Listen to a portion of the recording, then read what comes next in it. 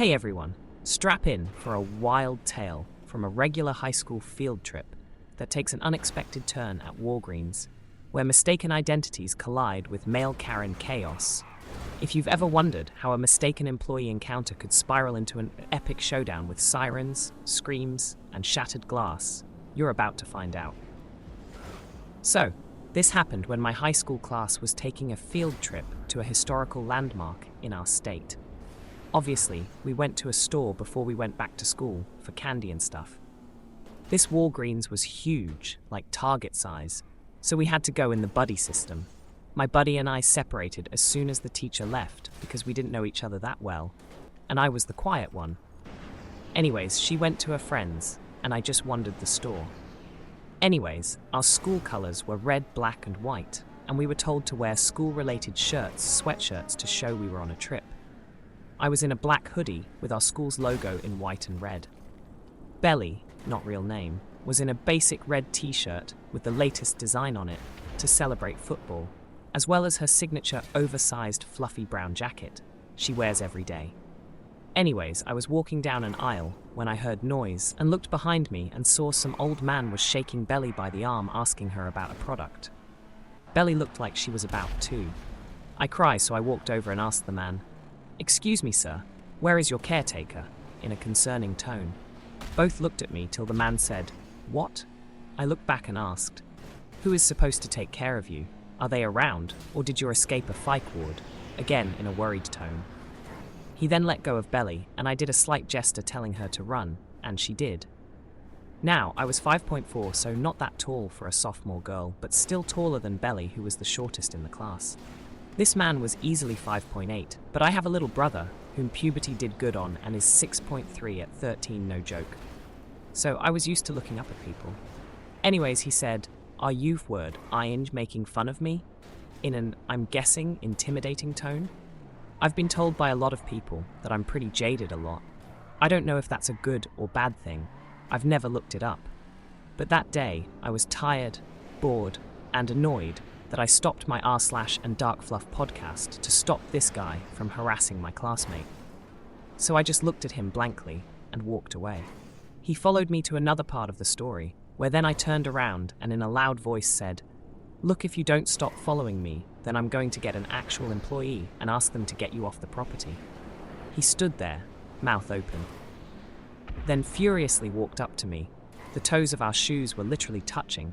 Then he said, "Where is the pesto sauce?" in an angry voice. I blinked, side-eyed a shelf, and while looking right at him, picked up a can of pesto sauce and gave it to him. I had accidentally walked into the aisle this man needed to get to. What are the odds? His eyes went huge, and his mouth hung open so much, you'd think he was the dwarf from Artemis Fowl. Great movie, 100% recommend. As tempted as I was to shove the can into his mouth, which could totally fit, I chose the high road and put it in the basket he was holding, and just walked away. But the story doesn't end there, sadly. It took me a while to find my class, because again, big store. But when I got there, I saw the man there, shaking the arm of Belly again, saying it was her fault he looked like a fool in front of everyone. Which was weird, because we were the only ones in the sauce aisle, and he was basically making a fool of himself.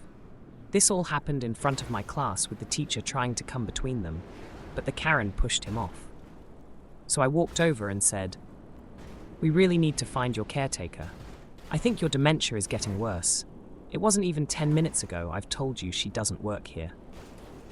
Everyone in my class just looked at me because they never heard me talk unless the teacher asked me a question. My own teacher didn't know how to react to me talking out of line. They all just stared. "You." Male Karen said, letting Belly go, and tried to grab me, but I took a step back. "Please don't touch me. I don't like being grabbed by strangers," I said, bored out of my mind. I just wanted to go home. He made another grab for me, then another, then another. Then I said, "Sir, please don't grab me. I don't like it, and you won't like the outcome of it." He smirked. Then I let him grab my wrist. Then I screamed. I screamed my scream. Think a scream combined with 100 cans of screams from Monsters, Inc., 20 screeching babies, about 50 damsels in distress, and 80 opera singers. Yeah, that's my scream. My parents said that when I was a baby, my screams shattered their vanity mirror.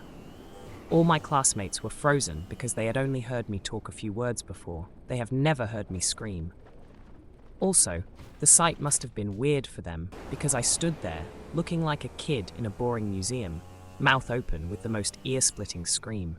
I also didn't stop until he took his hand off my wrist, which was about 2 minutes and 7 seconds. I counted.